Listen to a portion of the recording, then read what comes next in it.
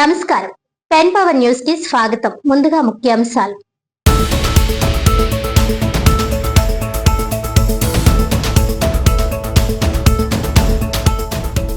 కాకినాడ నగరపాలక సంస్థ ఆధ్వర్యంలో ప్లాస్టిక్ ను నిషేధిద్దామనే అంశంపై అవగాహన ర్యాలీ. ఆనంద భారతి గ్రౌండ్స్ లో జెండా ఊపి ప్రారంభించిన జిల్లా కలెక్టర్ ఎంఎన్ హరేంద్ర ప్రసాద్, ఎమ్మెల్సీలు కరి పద్మశ్రీ, పేరా భక్తుల Rajasekharam, MLA Vanamadi Venkateswararao.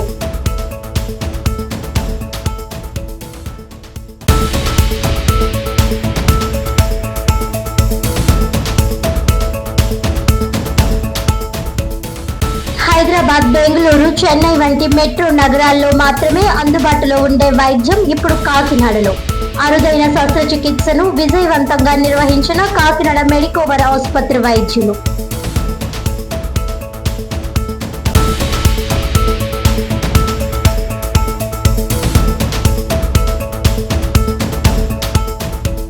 Kakinada rural Cheediga bypass road లో జరిగిన టిప్పర్ లారీ ప్రమాదంలో మృతి చెందిన బాధిత కుటుంబాలను పరామర్శించిన రూరల్ ఎమ్మెల్యే పంతం నానాజీ. ప్రభుత్వం అన్ని విధాలుగా ఆదుకుంటుందని భరోసా ఇస్తూ ఒక్కో కుటుంబానికి తక్షణ సహాయంగా ₹1,00,000 చెక్కు అందజేత.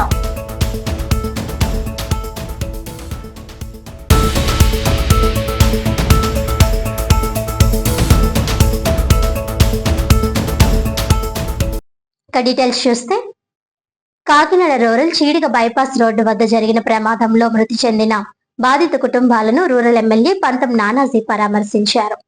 కూటమి ప్రభుత్వం పేదల ప్రభుత్వమని, వారికి ఎటువంటి కష్టం వచ్చినా వెన్నంటే ఉండి ముందుకు వెళ్తామని ఎమ్మెల్యే పంతం నానాజీ తెలిపారు. శనివారం చీడిగ గ్రామం బైపాస్ రోడ్డు వద్ద తెల్లవారుజామున జరిగిన లారీ ప్రమాదంలో ఉపాధి హామీ కూలీలు 4 మృతి చెందడం జరిగింది. విషయం తెలుసుకున్న ఎమ్మెల్యే నానాజీ హుటాహుటిన విజయవాడ నుంచి వచ్చి కాకినాడ జీజీహెచ్ లో ఉన్న క్షతగాత్రుల కుటుంబాల సభ్యులను పరామర్శించారు. ఈ సందర్భంగా ఎమ్మెల్యే మాట్లాడుతూ, సంఘటన దురదృష్టకరమని, మృతుల కుటుంబాలకు అండగా ప్రభుత్వం ఉంటుందని, మృతుల కుటుంబంలోని అర్హత ఉన్న పిల్లలకు ఉద్యోగాలు కల్పిస్తామని అన్నారు. అలాగే అత్యవసరంగా ఒక్కొక్క కుటుంబానికి ₹1,00,000 చొప్పున ఆర్థిక సాయం అందించడం జరిగింది. అదే విధంగా కేంద్ర రాష్ట్ర ప్రభుత్వాల నుంచి వారికి అన్ని విధాల సహాయ సహకారం అందుతుందని తెలిపారు.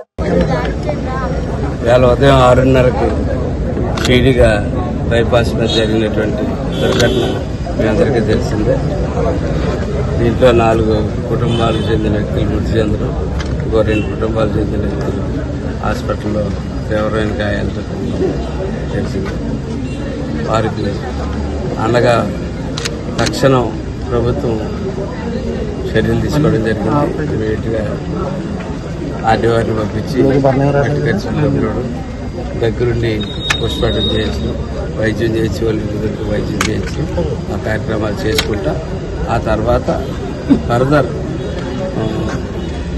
పవన్ కళ్యాణ్ గారు వెంటనే రెస్పాండ్ అవ్వడం. గతంలో ఈ ఉపాధి హామీకి వెళ్ళి కార్మికులకి 50,000 ఉంది, దాన్ని 2 లక్షలు చేయాలి. అలాగే PM సురక్ష బీమా 4 లక్షల రూపాయలు అట్లా రావడం, అట్లాగే 12 లక్షల రూపాయలు ఇట్లా ఇన్సూరెన్స్ నుంచి వస్తుందని చెప్పి నిపుణులతో లెక్కలు వేయించడం జరిగింది. అలాగే 17 లక్షలు అయితే నెక్స్ట్ అందులో 10 మందికి 4 ముగ్గురుకు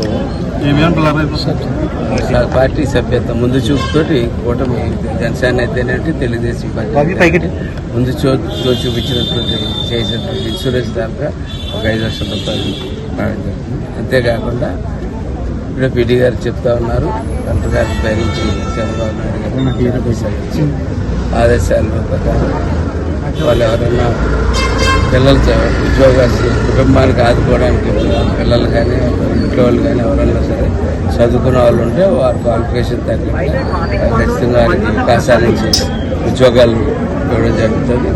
అలాగే గౌరవ పార్లమెంట్ సభ్యులు సతీష్ గారు నాకు ఫోన్ చేసినప్పుడు వాళ్ళ ఇంట్లో ఎవరైనా చదువుకుంటున్న వాళ్ళు ఎవరైనా ఉంటే వాళ్ళని ఫర్దర్గా వాళ్ళ చదువులు పూర్తి అయ్యేదాకా నేను సతీష్ గారు ఆ కుటుంబానికి అండగా ఉందామని చెప్పి డిసైడ్ అయ్యాం.